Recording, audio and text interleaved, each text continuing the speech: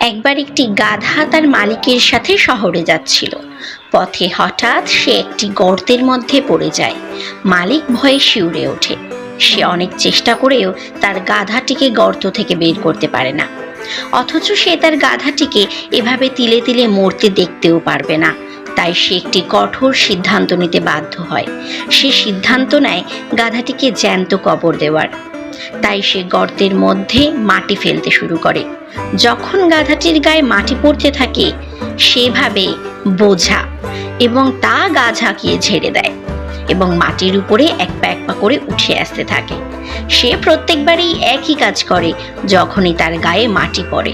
অবশেষে সে মাটির ওপরে উঠে আসে এবং তার মালিকের সাথে শহরে চলে যায়। বন্ধুরা, এই গল্পটি আমাদের জীবনের অনেক বড় সমস্যার সমাধানের শিক্ষা দেয়।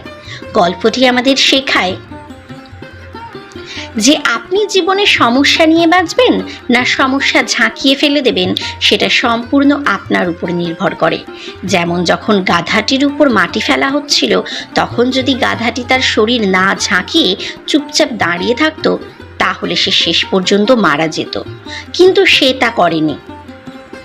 সুতরাং আপনিও জীবনে সমস্যা নিয়ে বাঁচতে যাবেন না। শুধু আপনার সমস্যাগুলি ঠিক ওই গাধাটির মতো করে ঝেড়ে ফেলুন, গা ঝাঁকিয়ে দিন আর তার উপর উঠে দাঁড়ান এবং সেই সমস্যা থেকে যে শিক্ষা পাবেন তা নিয়ে জীবনে পরবর্তী পদক্ষেপ নিন।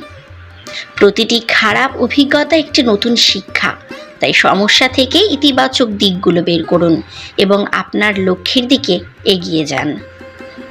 বন্ধুরা, আপনি আপনার জীবনে কোনো সমস্যার থেকে কী শিক্ষা লাভ করেছেন তা আমাকে কমেন্ট করে জানাতে পারেন। কে বলতে পারে আপনার গল্পই হয়তো হয়ে উঠতে পারে অন্য কারোর জীবনের সমস্যার সমাধান। গল্পটি ভালো লাগলে একটি লাইক ও চ্যানেলটিকে সাবস্ক্রাইব করে আমার পাশে থাকবেন। শেষ পর্যন্ত আমার সাথে থাকার জন্য আপনাদের অসংখ্য ধন্যবাদ।